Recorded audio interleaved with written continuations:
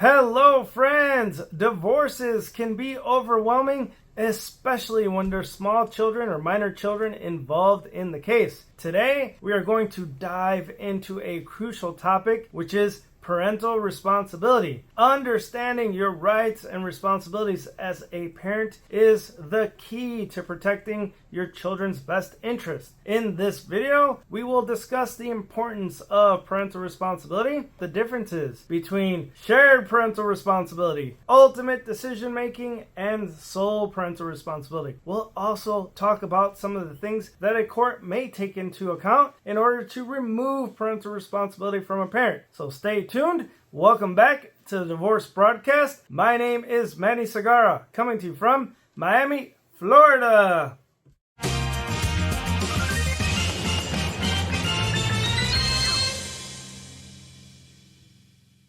Alright, so as I mentioned in the intro, today's video is going to be all about parental responsibility. So let's try to define that term. Parental responsibility refers to the rights and obligations that parents have to make important decisions about the well-being of their children. This could include education, healthcare, and religious upbringing. Having parental responsibility means being actively involved in shaping your children's future even after divorce. This could include from routine medical care all the way through emergency procedures. You'd lose a critical voice if you did not have parental responsibility. Imagine your child is recommended for some sort of medical procedure. Without parental responsibility, you would have absolutely no say as to whether or not that procedure will be undertaken on your child. Also, with parental responsibility, you get to choose and have a say regarding educational placement. Whether it's kindergarten, middle school, or high school, you will not have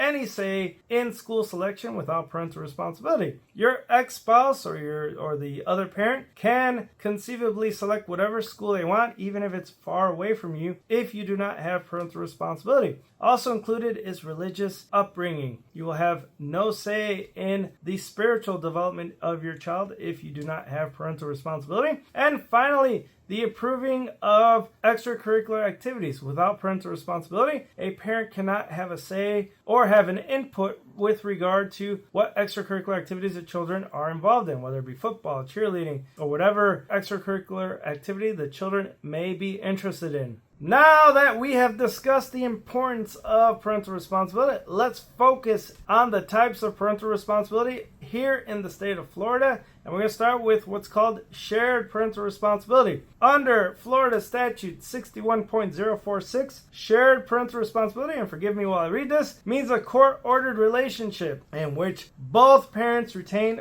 full parental rights and responsibilities with respect to their child or children, and in which both parents confer with each other so that the major decisions affecting the welfare of the child will be determined jointly. So what does that mean? That means that shared parental responsibility is when both parents must confer and jointly make all major decisions regarding the children. It encourages them to have to talk it out and figure out what's in the best interest of their children. And they have to collaborate to make sure that they're making a choice that's good for the child, but also is inclusive of both voices. And the benefits of shared parental responsibility is that it often requires the parties to compromise. It fosters stability and consistency for the children, and it reinforces co-parenting. In my opinion, this is the ideal situation because both parents have to kind of put their egos to the side and try to figure out what's in the best interest of the children. So as much as I love shared parental responsibility, we all have to be realists and understand that parents don't always get along. So the next level of parental responsibility is what's called shared parental responsibility, but with ultimate decision making. What it means is that the parents shall still engage and confer with each other. However, one of the parents has the authority to make the final decision regarding specific areas, whether it be education, medical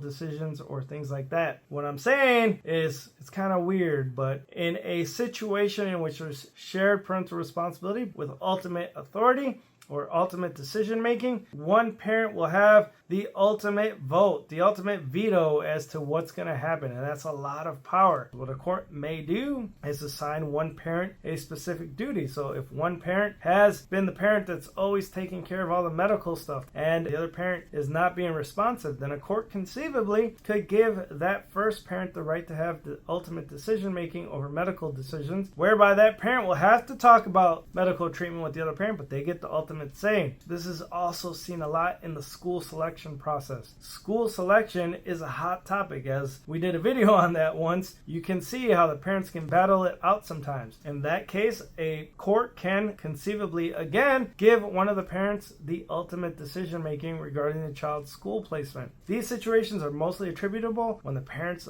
don't get along, unfortunately. The third and final type of parental responsibility that we will speak about, or at least cover in this video, according to Florida law, is sole parental responsibility. I know it sounds scary, but it's just that. If you look at Florida statute 61.046, sole parental responsibility means a court-ordered relationship in which one parent has the sole discretion to make all of the decisions or choices for the minor children, whether it be school, medical, or things of that nature. The other parent still may have visitation. They still may see the child. They may even have a 50-50 time sharing schedule, but they do not have decision-making authority over the child or children. Up next, we're going to talk about some of the situations in which a court may order sole parental responsibility, meaning they take away parental responsibility from one of the parents, and typically this involves cases in which there is abuse, neglect, or one of the parents is unfit. Remember, in divorce cases, the court's primary concern is the best interest of the children and the safety of the children. The courts can also consider removing parental responsibility if one of the parents is involved in criminal behavior. We did a whole video on some of the crimes that people can commit that will cause them to lose parental responsibility. So make sure that you check that out as a supplement to this video. Just briefly speaking about some of these crimes, they include crimes of domestic violence, crimes involving children like lewd and lascivious behavior or trafficking. They could include homicide, rape, and all of those crimes as well. The parent who's involved in that type of behavior may very well have their parental responsibility removed from them. So make sure you check out that video. Now, before we wrap up this video, let's do a quick recap of the different types of parental responsibility. Number one, shared parental responsibility. My favorite. That's when the parents must jointly confer and jointly make all major decisions regarding the minor children's well-being together. Number two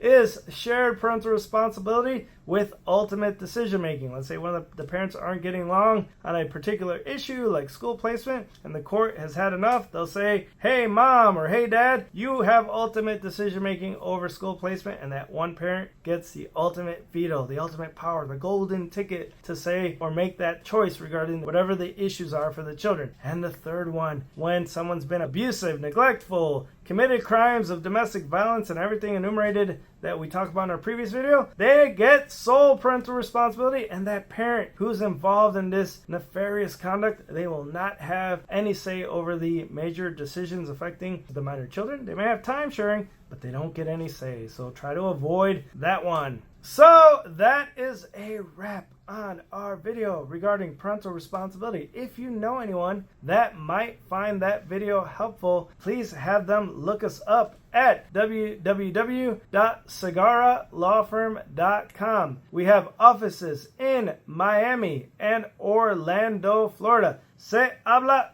español. Do us a favor, please like this video, subscribe to the Divorce Broadcast, and we'll be talking to you again soon.